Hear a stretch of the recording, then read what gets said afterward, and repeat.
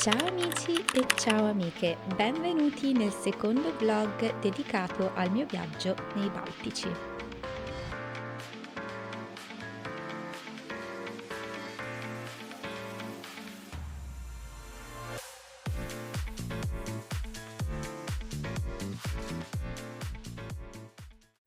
Oggi ci troviamo a Vilnius, in Lituania, una delle tre capitali baltiche insieme a Tallinn e Riga, nonché capitale di un'ex repubblica dell'Unione Sovietica, che diventò indipendente nell'agosto del 1991.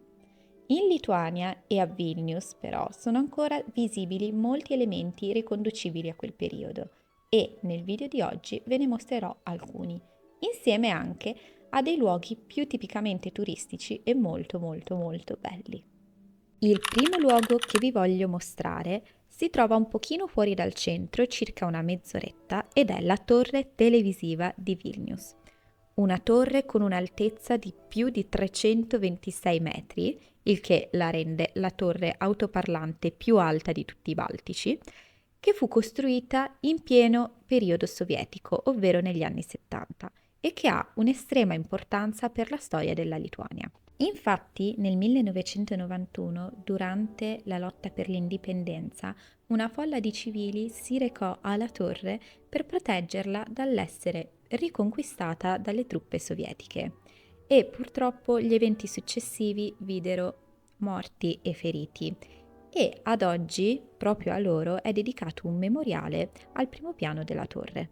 A 165 metri da terra è presente un bar-ristorante e anche una bellissima piattaforma di osservazione da cui si può ammirare l'intera capitale.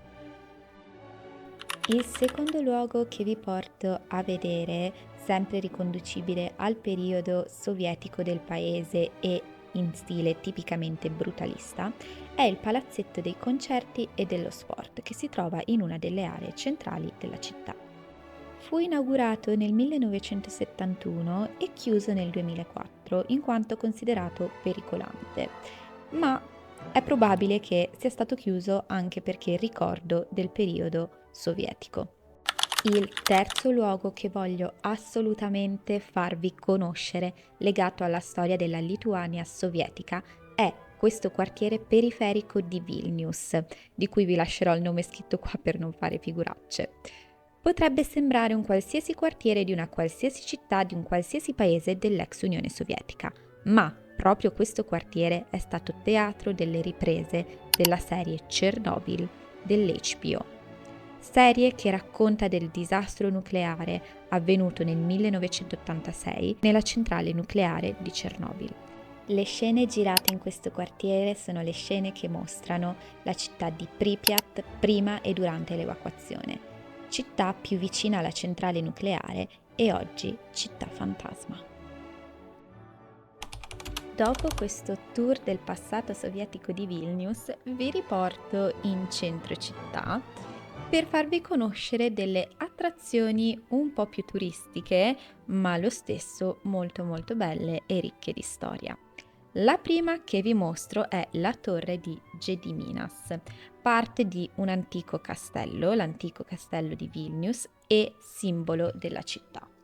Questa attrazione può essere raggiunta o con una bellissima passeggiata come ho fatto io, oppure con la funicolare, che però purtroppo il giorno in cui ci sono andata ovviamente non funzionava, ma devo dirvi che anche la passeggiata merita tantissimo perché oltre ad essere un antico castello, oltre ad essere ciò che rimane di un antico castello, questo luogo permette anche di osservare la città di Vilnius dall'alto con una splendida visuale.